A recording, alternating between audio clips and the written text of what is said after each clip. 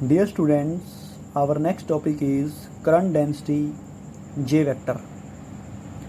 If current I is uniformly distributed over area A of wire, then current density through wire is given by J is equal to I upon A.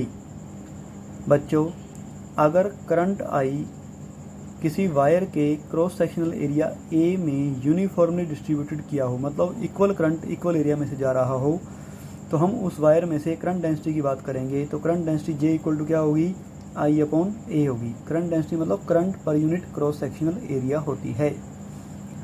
Current density is a vector quantity. Current density एक vector quantity होती है। Its direction is same as that of flow of current through wire. Current density की direction current की direction के same होती है।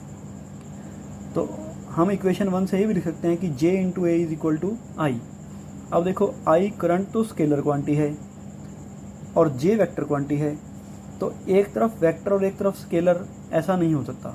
या तो left hand side right hand side दोनों स्केलर होंगी, या left hand side right hand side दोनों वेक्टर होंगी। तो इस इक्वेशन को अगर हम थोड़ा एक्चुअली देखें तो एक्चुअली ये रिलेशन होती है J vector dot A vector is equal to I. मतलब यहाँ पर आपको current density vector J vector और एरिया वेक्टर दोनों का डॉट प्रोडक्ट करना है। और आपको पता है कि दो वेक्टर का डॉट प्रोडक्ट क्या होता है, स्केलर होता है। तो यहाँ पर करंट आई क्या है, स्केलर क्वांटिटी है। तो J डॉट ए को हम अगर ओपन करें तो J ए कोस थीटा होगा। तो J A cos theta is equal to I. तो करंट डेंसिटी J वेक्टर और एरिया वेक्टर दोनों की डायरेक्शन सेम होने के कारण यहाँ पर एंगल थीटा 0 हो जाता है। एंगल थीटा 0 होने पर कोस 0 1 होता है। तो J into A equal to I बन जाता है, या हम कह सकते हैं कि I is equal to J is equal to I upon A होता है। तो करंट डेंसिटी को हम I अपॉन ए लिखते हैं आमतौर पर, लेकिन actual relation J vector dot A vector is equal to I होती है। We know that I is equal to NEAVD। हमें पता है कि करंट और ड्रिफ्ट वेलोसिटी में रिलेशन क्या है, I is equal to NEAVD relation होती है। वैल्यू पुट करने पर हमारे पास J आएगा NEVD। तो ये करंट डेंसिटी J और ड्रिफ्ट वेलोसिटी में रिलेशन बन गई। हमें पता है कि mobility mu is equal to VD by E होती है। यहाँ से हम कह सकते हैं कि VD is equal to mu into E होगा। Then J is equal to क्या होगा, NE म्यू इंटू ई।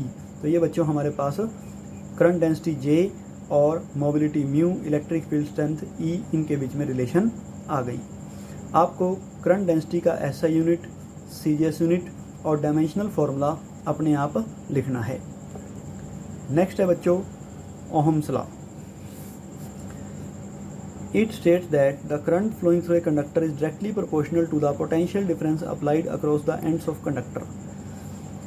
ओम्स लॉ कहता है कि अगर हम किसी कंडक्टर, जैसे हमारे पास एक वायर होती है, उस वायर को हम बैटरी से सेल से कनेक्ट कर देते हैं। किसी भी वायर को हम बैटरी या सेल से कनेक्ट करते हैं तो इसका मतलब हम उसके ऊपर पोटेंशियल डिफरेंस V अप्लाई कर रहे हैं। आपको पता है कि जैसे हमारे पास घरों में छोटे सेल होते हैं घड़ी वाले, वो एक सेल 1.5 वोल्ट का होता है, 1.5 वोल्ट का एक सेल होता है। तो हमने उसके ऊपर 1.5 वोल्ट का पोटेंशियल डिफरेंस अप्लाई किया है।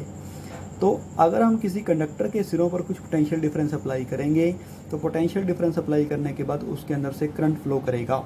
तो ओम्स लॉ क्या कहता है, current flowing through a conductor is directly proportional to the potential difference applied across the ends of conductor provided the physical condition like temperature, pressure, strain etcetera remains constant.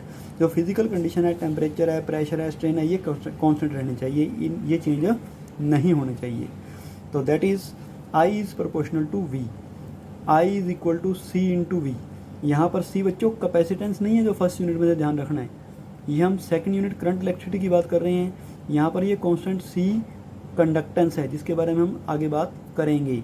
तो conductance और resistance एक दूसरे के उल्टे होते हैं। Resistance R is equal to 1 by C या C conductance is equal to 1 by R। अगर मैं शॉर्ट में आपको बताऊं कि रेजिस्टेंस क्या होती है, करंट के फ्लो को अपोज करने की एबिलिटी, और कंडक्टेंस क्या होती है, करंट के फ्लो को अलाउ करने की एबिलिटी। मतलब दोनों एक दूसरे का रेसिप्रोकल होती हैं। तो I is equal to CV लिख सकते हैं, या I is equal to 1 by R into V लिख सकते हैं। यहीं से अगर हम रिलेशन बनाए तो V इज इक्वल टू क्या बन जाएगा, IR। V is equal to क्या बन जाएगा, IR। ओम्स लॉ का ये फॉर्मूला आपने अपनी 10th क्लास की साइंस में भी स्टडी किया हुआ है। क्या, V is equal to I R. इसके बारे में हम नेक्स्ट और डिटेल में स्टडी करेंगे। Thank you.